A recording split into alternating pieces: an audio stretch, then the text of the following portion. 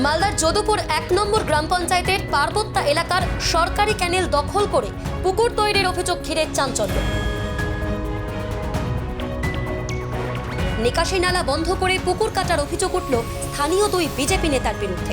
গ্রাম প্লাবিত হওয়ার আশঙ্কায় সরব স্থানীয়রা। স্থানীয়দের অভিযোগ, এলাকার একটি অতি গুরুত্বপূর্ণ সরকারি ক্যানেল দখল করে পুকুর খনন করছেন দুই বিজেপি নেতা।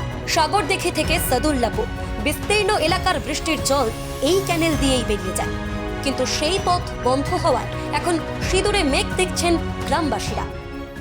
আমাদের অভিযোগ, সরকারি ক্যানেল খুদিয়ে এখান দিয়ে ওই বিজেপি ওই জমি মাফিয়া রফে বাবলু ঘোষ, গৌতম ঘোষ এরা ওই মাটি কাটিয়ে রাতের অন্ধকারে পুলিশ প্রশাসনকে আমরা কমপ্লেন জানানোর সত্ত্বেও পুলিশ কালকে কাজ বন্ধ করেছিল। আবার রাতের অন্ধকারে মাটি চুরি করে মাটি কাটছে, সরকারি জমি দখল করার চেষ্টা করছে, আমাকে ওই প্রাণে মারার হুমকি দিচ্ছে। আমি ওই রাতের অন্ধকার মানে যখন মাটি কাটা বন্ধ করতে আসছি আমি আসতে পারছি না, ওই জন্য প্রশাসনের দ্বারস্থ হয়েছি কি আমাকে সৎ বিচার বুঝিয়ে দেওয়া হোক আর সরকারি ল্যান্ড যেন না দখল হয়। এই জায়গা দখল করে বিজেপি মাফিয়া বাবলু ঘোষ, গৌতম ঘোষ। এটা হচ্ছে সরকারি ক্যানেল। সরকারি ক্যানেল এটা বন্যার জল আপনার পার্বত্যা, সদলাপুর, সাগরদিঘি ৫-৬টা গ্রামে জল নিকাশ ব্যবস্থা আছে। বন্যার সময় জল ভরে গেলে বাংলাদেশ জলটা যায় এখান থেকে। দখল করে পুকুরে মাছ চাষ করছে। তো এটা দখল হয়ে গেলে কি হবে? এটা দখল হয়ে গেলে ৫-৬টা গ্রামের ক্ষতি হবে। বন্যার জল যেতে পারবে না, গ্রামের মানুষ বন্যাতে ভেসে যাবে। ইতিমধ্যেই ঘটনার প্রতিবাদে জেলা শাসক, ভূমি ও ভূমি সংস্কার দপ্তর এবং ইংলিশ বাজার থানায় লিখিত অভিযোগ জানিয়েছেন গ্রামবাসীরা। পাশে দাঁড়িয়েছে স্থানীয় তৃণমূল নেতৃত্ব। তবে যাবতীয় অভিযোগ অস্বীকার করেছে গেরুয়া শিবির। তাদের পাল্টা দাবি, তোলাবাজি আর দুর্নীতির সংস্কৃতি শুধুই তৃণমূলের, আর এ নিয়ে শুরু হয়েছে রাজনৈতিক তরজা।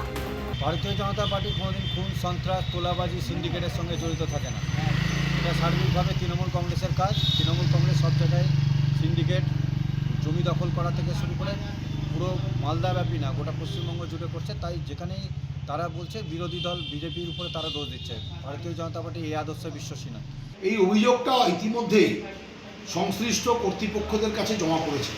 বিএলআরও ডিপার্টমেন্ট, আমাদের জেলা সমাহর্তা থেকে শুরু করে পুলিশ ডিপার্টমেন্ট সকলের কাছে জমা পড়েছে। আপনারা রেস্ট অ্যাসিওর থাকুন, এই ব্যাপারে ভেরি শর্টলি অ্যাকর্ডিং টু ল যা শাস্তি পাওয়ার তারা পাবে।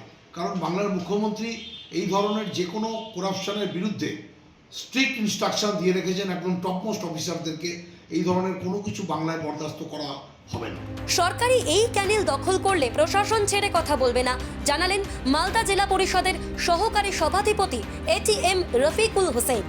দেখেন, সরকারি যে কোনো ল্যান্ড হোক, সে ক্যানেল হোক, এটা যদি কোনো একবারকে উপর থাকে তাহলে আমাদের সম্মানীয় জেলা শাসক ম্যাডাম আছেন, আমাদের ADM ম্যাডাম আছেন, নিশ্চয়ই ওনাদের নখদর্পণে যাবে এবং যারা সঠিকভাবে এটা দোষী আছে তারা কিন্তু শাস্তি পাবে। এটা কোনো ছেড়ে দেওয়ার ব্যাপার নয়।